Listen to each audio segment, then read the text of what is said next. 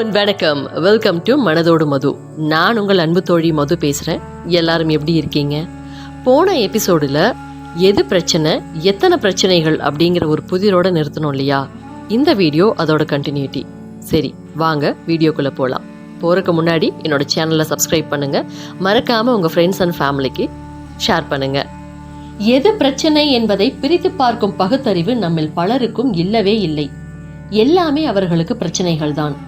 சுருக்கமாக கூறுவதானால் அவர்களின் அகராதி ஜாதகப்படி வாழ்க்கையே ஒரு பிரச்சனை. அவர்களுக்கு வாழ்க்கையை வாழ்க்கையாக பார்த்து பழக்கப்படாத அவர்களுக்கு காலில் முள் குத்துவதும் கன்னத்தில் கொசு கடிப்பதும் கூட ஒரு பிரச்சனையாக தெரிகிறது. இப்படியாக சின்ன சின்ன விஷயங்களை புறக்கணிக்கப்பட வேண்டிய தூசிகளை எல்லாம் பூத கண்ணாடியால் பார்த்து அவற்றை பூதாகரமாக்கி பார்ப்பதால் பிரச்சனைகளை பட்டியலிட வேண்டுமானால் எழுதி கொண்டிருக்கும் தாள்கள் போதாது. கணவன் வீட்டுக்கு வருவதற்குள் காபி ஆறி போய்விட்டால் இது ஒரு குடும்ப பெண்ணின் கவலை. இந்நேரம் போனால் பஸ் கிடைக்குமா, பஸ் புறப்பட்டு போயிருக்குமா, தினமும் பஸ்ஸில் ஆபீஸுக்கு போகும் ஒரு ஊழியரின் பதற்றம். நான் எதிர்பார்க்கும் கேள்விகள்தான் பரீட்சையில் கேட்கப்படுமா என்பது ஒரு மாணவனின் எதிர்பார்ப்பு கலந்த வருத்தம் அல்லது வருத்தம் கலந்த சோகம். மேற்கூறிய கவலையும் பதற்றமும் சோகமும் கூட பிரச்சனைகள் என்றுதான் கணக்கிடப்படுகின்றன. ஆனால் இது முட்டாள்தனத்தின் உச்சகட்டம் என்று தான் கூற வேண்டும். கணவன் வீட்டுக்கு வருவதற்குள்ளாக காப்பி ஆறி போய்விடுமோ என்று கவலைப்படுகிற குடும்ப தலைவி கவலைப்படுவதற்கு பதிலாக கணவன் வீட்டுக்கு வந்த பின்னே காப்பி செய்து கொடுத்தால் என்ன, சீரியல் பார்க்க வேண்டுமோ என்னமோ. பஸ் புறப்பட்டு போயிருக்குமோ என்ற பதட்டப்படுகிற ஆபீஸ் ஊழியர் பஸ் வரும் நேரத்திற்கு முன்னதாகவே ஒரு 5 அல்லது 10 நிமிடம் பஸ் ஸ்டாப்பில் இருந்தால் என்ன குறைந்தாவிட போகிறது? எதையும் நேரத்தில் செய்யாததால் தானே பதற்றம் தலைக்கேறுகிறது. அந்த பதற்றத்தால் ஏற்படும் பின்விளைவுகள் எப்படி இருக்கும் என்று யாரால் கற்பனை செய்து பார்க்க முடியும்? எதிர்பார்க்கும் கேள்வி பரீட்சையில் கேட்கப்படுமா என்ற சோகத்தை மனசில் தாங்கிக் கொள்வதில் பரீட்சையில் டென்ஷனாகி அதிகமாகி படித்ததும் மறந்து போய் ஒரே குழப்பமாகிவிடும் என்பது மாணவர் அறியாததா என்ன? இன்ன கேள்விதான் வரும் என்று யூகித்து பரீட்சைக்கு படிப்பதை காட்டிலும் எந்த கேள்வி கேட்டாலும் அதற்கு பதில் அளிக்கிற மாதிரி பரீட்சைக்கு நன்கு படித்து தயார் நிலையில் இருந்தால் எங்கிருந்து வரும் குழப்பமும் கவலையும் அவஸ்தையும்? ஆக மேற்காணும் விஷயங்களில் பிரச்சனை என்பதற்கு 1% கூட பொருந்தி வருகிற விஷயம் எதுவும் இல்லை என்பது நிஜம். அப்படியானால் எதைத்தான் நீங்கள் பிரச்சனை என்று ஒப்புக்கொள்கிறீர்கள்? அவை எதேது, எத்தனை என்று அடுக்கு கேள்விகளை எழுப்பலாம் நீங்கள். இதற்கு விடை இருக்கிறது. ஓர் ஏழை, அவருக்கு பிறந்த செல்வங்கள் அனைத்தும் பெண்கள். வீட்டில் சம்பாதிக்கும் நபர் அவர் ஒருவரே. அவரின் மொத்த வருமானமே வயிற்று பிழைப்பிற்கு கூட போதும் போதாமலும் இருக்கிறது.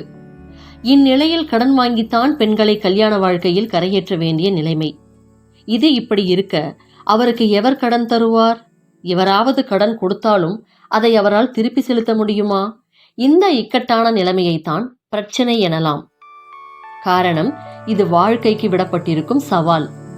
மெத்த படித்த பட்டதாரி இளைஞன் ஒருவன் அறிவில் மற்றவர்களுக்கு சவால் விடுகிற அளவுக்கு ஜாம்பவான். இருந்தாலும் அவனுக்கு ஒரு வேலையும் கிடைக்கவில்லை.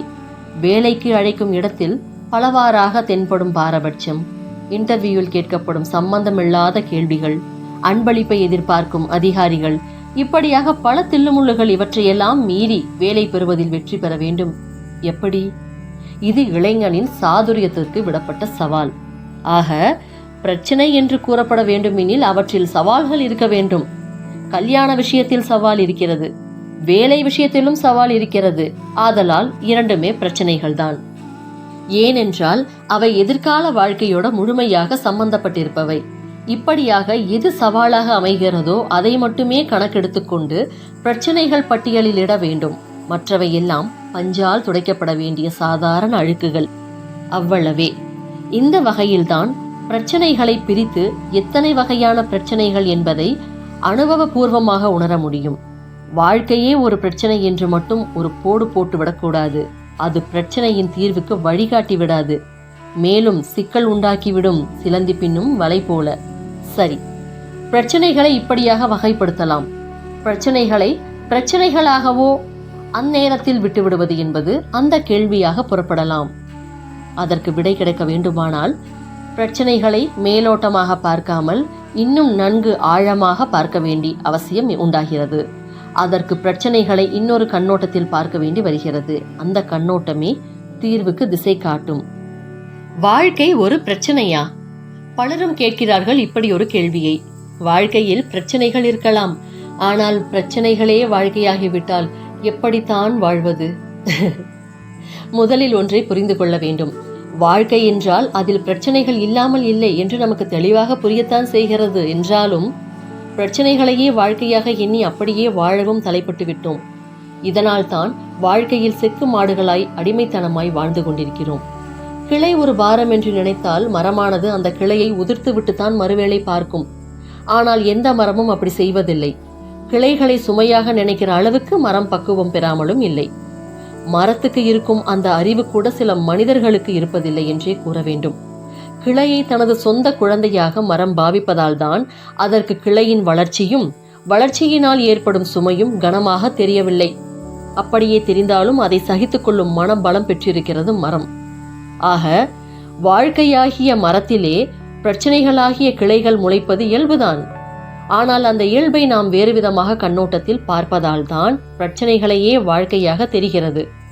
பிரச்சனைகளை ஒரு தாயின் கண்ணோட்டத்தில் பார்ப்பதானால் நமக்கு அடிப்படையாகவே எதுவும் பிரச்சனையாகவே தோன்றி நம்மை அலைக்கழிக்க வைக்காது. தாயானவள் ஒருபோதும் தான் பெற்ற குழந்தையை ஒரு பிரச்சனையாக எண்ணி மனம் வெதும்புவதில்லை. உண்மையிலேயே குழந்தை ஒரு பிரச்சனையாக இருந்தாலும் கூட, குழந்தையின் விளையாட்டு அத்துமீறினாலும் குழந்தையை திருத்தி வழிக்கு கொண்டு வருவதில்தான் தாய் கண்ணும் கருத்துமாக இருப்பாளே தவிர தண்டிக்க மாட்டாள். அவ்வப்போது மனம் சலித்து கொண்டாலும் ச்சே இவன் ஒரு தொல்லையா போயிட்டான் என்று கல்மனம் கொண்ட தாய் கூட குறுக்கு வழியில் சிந்தித்து அப்படியே செயல்பட விடுவதில்லை. குழந்தை அடங்கா பிடாரியாக இருந்தாலும், அயோக்கியனாக இருந்தாலும், திருடனாக இருந்தாலும் அல்லது கெட்டவனாக இருந்தாலும் அவனை பெற்ற அன்னை அவனை அரவணைத்து சென்று அவன் வளர்ச்சியில் நல்ல விதையை விதைப்பாள் தன் அன்பாள். துணிந்தவனுக்கு சமுத்திரம் முழங்கால் அளவு. வாழ்க்கை சமுத்திரமும் நம் முழங்கால் அளவுக்கு தான் இருக்க வேண்டும் என்றால் முதலில் துணிச்சலை வளர்த்து கொள்ள வேண்டும். இந்த துணிச்சலை சரியான சதவிகிதத்தில் பெற வேண்டும் என்பதற்காகத்தான் மனப்பக்குவத்தை வளர்த்து கொள்ள வேண்டும். புலம்பலை தூர விரட்டிச் செல்லும் காளை மாடுதான் இந்த மனப்பக்குவம். மனப்பக்குவம் மாய மந்திரமும் கூட. பிரச்சனைகளை தீர்த்து வாழ்க்கை எனும் கிணற்றில் தெளிவான சுவையான நீரை இது தரும். இந்த மனப்பக்குவம் எனும் மந்திரத்தை தான் கொஞ்சம் பிரயோகித்து பாருங்களேன். அப்புறமாய் நீங்கள் தேட வேண்டி வரும் பிரச்சனைகளை எப்படி எங்கே மறந்து போய்விட்டது என்று. மனப்பக்குவம் வாழ்க்கையை எப்படி அணுக வேண்டும் என்பதை அனுபவம் மூலமாக உணர்த்துகிறது. வாழ்க்கை ஒருபோதும் முழுக்க முழுக்க பிரச்சனைகள் அல்ல என்பதை காட்டிக் கொடுக்கிறது. நோவில்லாமல் ஊசி போடும் வித்தையையும் கற்றுத்தருகிறது. இப்படி பல வாழ்க்கை மர்மங்களை பிட்டு பிட்டு வைக்கிறது. இதனால் வாழ்க்கையை ஒரு குழந்தையாக நேசிக்க வேண்டும். அந்த வாழ்க்கை குழந்தை தரும் பிரச்சனை தொல்லைகளை மனப்பக்குவம் எனும் அன்பு கொண்டு அவற்றை களைந்து துன்பத்திலும் இன்பம் காண முயல வேண்டும். முதலில் வாழ்க்கையை பிரச்சனையாக பார்க்காமல் பிரச்சனையை வாழ்க்கையாக கண்டு அதில் சுவாரஸ்யம் காட்டுங்கள்.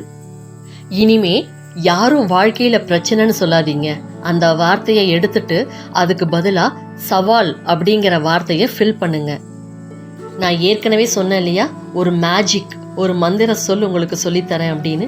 அது வேற எதுவும் கிடையாது, சவால், சேலஞ்ச். எந்த ஒரு இடத்துலையுமே பிரச்சனைன்னு நினைக்காம சவால் அப்படின்னு நினைச்சு பாருங்க, கண்டிப்பா நீங்க அதுல ஜெயிக்கலாம். இதே மாதிரி நிறைய சுவாரஸ்யமான கதைகள் உங்களுக்கு சொல்ல காத்துட்டு இருக்கேன். தொடர்ந்து இணைந்திருங்கள். மனதோடு மது.